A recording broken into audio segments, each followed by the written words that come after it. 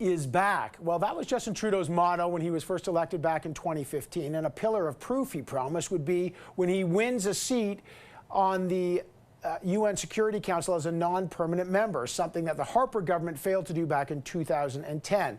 Well, that promise has just turned to ash after Canada lost its bid to Norway and Ireland. They gained only 108 votes. The Harper government, by the way, won 114.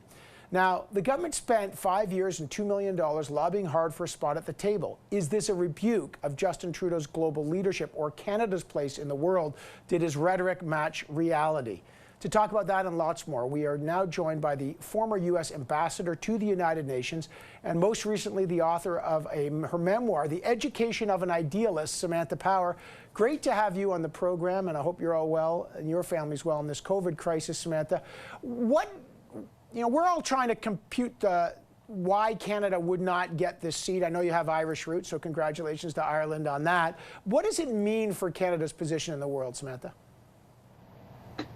Well, first let me say that if Ireland had obtained one fewer vote in the first round, Canada and Ireland would have been duking it out in the second round, and anything could have happened. I think Canada's biggest liability in this race was that Ireland entered in 2005, Norway entered in 2007, and Prime Minister Trudeau entered when he took power in 2016. So that's a big head start. I think Canada's strongest arguments related to the kinds of commitments Prime Minister Trudeau has made, particularly in the area of refugee resettlement, where Canada is leading the world at this point now that the U.S. has pulled back. His commitments on climate change, and recently really stepping up on the coronavirus when the U.S. has vacated leadership, being one of the middle powers to show that it doesn't require being a superpower to look out for the needs of people in developing countries whose fates fundamentally are going to affect the fates of Canadian citizens when it comes to a pandemic. Although we have, for example, boots on the ground in peacekeeping, we're at all-time lows, and even help in foreign development. Those have not, the rhetoric has not matched the reality. But there's been a big debate here about whether it's even important. Does this matter? Lots of criticism. The United Nations is essentially now useless. The Security Council's got China and Russia on it. They're obstreperous and obstructive on certain things. Why is it important for a middle power like Canada? What is the relevance of having a seat on or even a non-permanent seat on the Security Council? The very fact that U.S.-China tensions now have spiraled with the pandemic and are likely to get worse before they get better really carves out a niche for middle powers to take leadership, again, along the lines of what Canada, Germany, France, and others have shown in the pandemic as it relates to vaccines, along the lines of which, when I was on the Security Council, countries like Australia and Luxembourg showed when it related to Syria, humanitarian issues with Russia and the U.S. at loggerheads. It required middle powers stepping up and kind of breaking the tie. So you'd be surprised what middle powers can get done. But more broadly, with the Security Council perhaps likely more gridlocked in the years ahead than it has been since the end of the Cold War, I think we're going to have to look for democracies establishing networks and kind of informal coalitions outside the Security Council.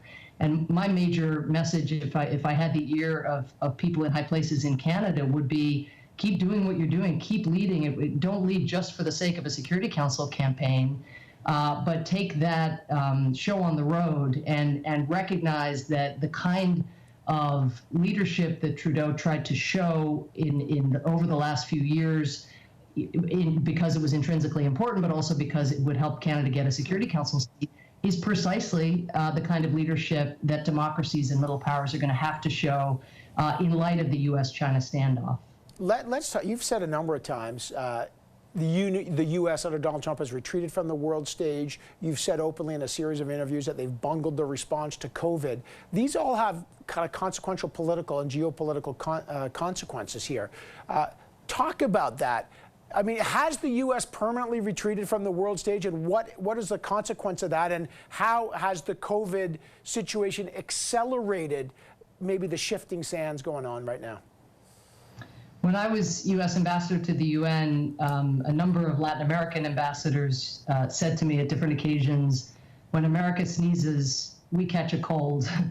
And certainly that was true in the disastrous U.S. invasion of Iraq and the cascading consequences across the Middle East and elsewhere.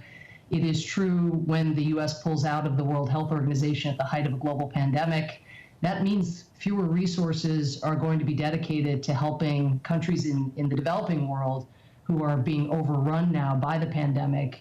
Whether this is a permanent condition or a feature of Trump's presidency from which we will recover, hopefully as soon as January 20th, 2021, I think it will depend in part on whether Vice President Biden and others who believe in an engaged America distinguish globalization that has hurt American workers, the kind of buyer's remorse that people have had, just opening borders and being insufficiently attentive to the fate of American workers, from political globalization and the recognition that most major threats cross borders, whether climate, cyber, terrorists, or pandemics, the political globalization requires the strengthening of political institutions, political coalitions, political networks, and that's something that every American and every Canadian has an interest in seeing happen.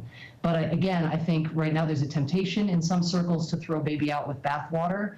The pandemic is going to accentuate that temptation because there are going to be fewer resources to deal with more problems, and so the world is going to seem uglier and scarier, perhaps. But there's just no question, as an objective matter, as you know, that, for example, on the pandemic, the U.S. economy cannot recover while the pandemic is raging in even distant corners of the world. Our supply chains, our trade relationships, our family ties. So the interconnectedness ship has sailed, but we need to be more persuasive and to reinvest in convincing the American people that those investments are worth it. Man, lots to discuss. Got to leave it there, though. Samantha Power, great to have you on the program. Take good care of yourself. Thanks, Evan. All right, coming